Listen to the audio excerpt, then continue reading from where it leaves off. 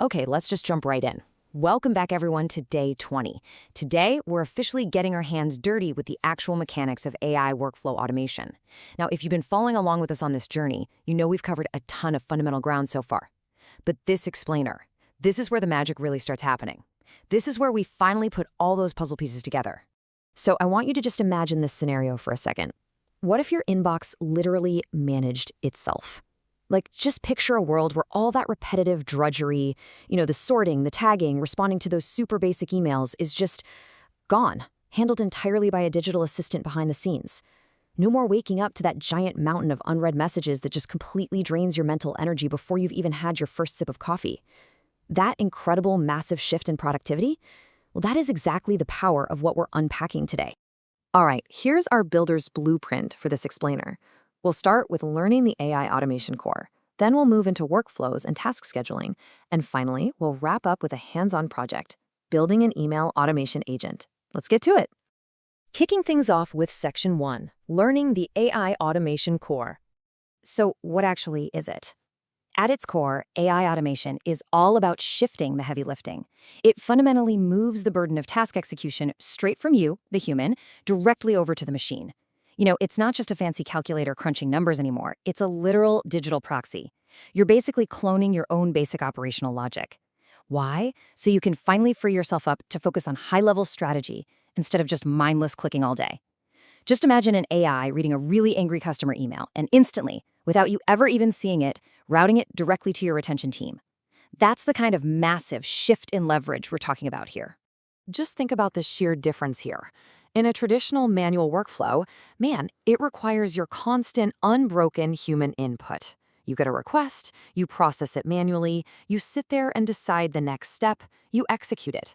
Basically, you are the bottleneck, and frankly, it's exhausting.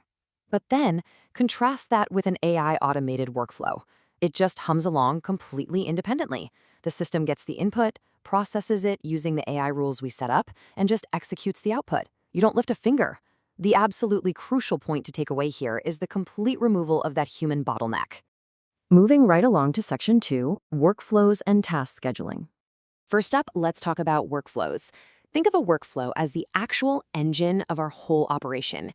It's essentially a sequence of connected steps that are designed to achieve a very specific outcome. It's the logical track we lay down for our tasks to run on, right? Step A triggers step B, and that leads right into step C. Honestly, without a highly structured workflow, an AI is really just a super smart brain with no arms or legs to actually get anything done. The workflow is the physical path that the work actually travels on. And next, we have scheduling. Now, if the workflow is our engine, you can think of scheduling as our clock. This is the absolute crucial element that dictates exactly when our workflow engine fires off its sequence, and it does this completely removing the need for us to intervene. Maybe you want a workflow to run every single night right at midnight. Or, hey, maybe you want it to trigger instantaneously the very second a new form is submitted. Scheduling is the secret sauce that transforms a manual sequence into a truly autonomous set-it-and-forget-it kind of system.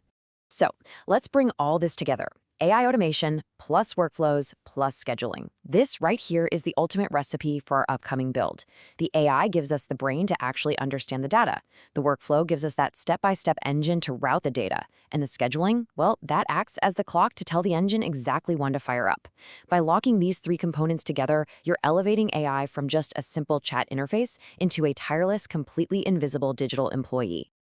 Which brings us to the really fun part. Section 3, Project, Email Automation Agent. Did you know the average professional spends over a quarter of their workweek just reading and answering emails? That is wild. Well, we're going to build a digital machine to take all that time back. Our specific focus for this project is constructing the email automation agent. We're going to conceptually build a machine designed specifically to handle an inbox, using those exact rules of AI, workflows, and scheduling that we literally just covered. We're going to take a universally messy environment, your email, and systematically apply our framework to finally bring some order to the chaos. So let's look at how this builds out practically. Here's our sequence of steps. First up, step 1, the schedule trigger. The clock ticks, an email hits your inbox, and the schedule instantly acts as the trigger, basically telling the system, hey, wake up, we've got a job to do. Then we move to step 2, AI automation kicks in. The workflow engine passes that brand new email directly over to the AI. The AI reads it, actually understands the context, categorizes it, and formulates a response based on the intelligence we fed it.